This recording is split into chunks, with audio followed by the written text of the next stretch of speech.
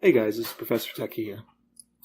And I wanted to make this video real quick to show you one of the reasons why you'd really want to go with someone who knows a lot about circuitry and how to do hardware repair.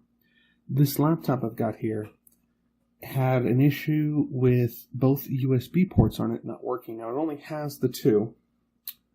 It's got one over here, that's a USB port. And it's got one over there. So that one is a USB 3. This is a USB 2 port.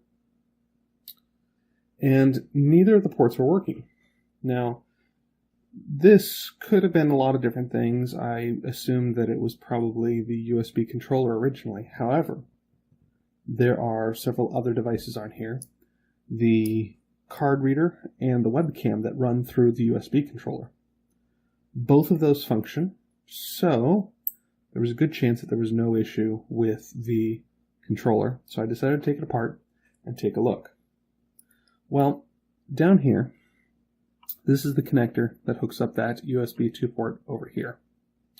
And this wire runs into here, and I was getting very low voltage off of here. And I was wondering what was going on, so I took a real close look at the board, and we've got a couple different discrete components hooked up here.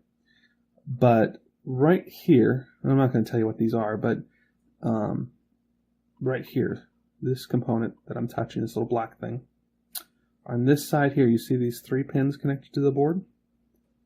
There was corrosion across these pins. So what I did was I cleaned off the corrosion and turned on the machine, gave it a test. I've hooked up the power button temporarily, as such, so that I could turn it on. And sure enough, I had voltage on both USBs. Now you'd think that this little device over here would only affect this and not the other USB, but it does. It affects both sides because they all run off the same system. So once this was fixed, once the corrosion was cleaned off, everything's working correctly again. And this is not something you will commonly see techs do, because they're not gonna open up the machine because their USB ports don't work.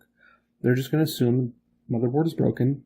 Let's go ahead and replace the motherboard. Well, a lot of times motherboards can be repaired, and if it's something like this, just a simple cleaning will do. It's a lot cheaper to go this route than to try to buy a new computer or to take and try to buy a new motherboard.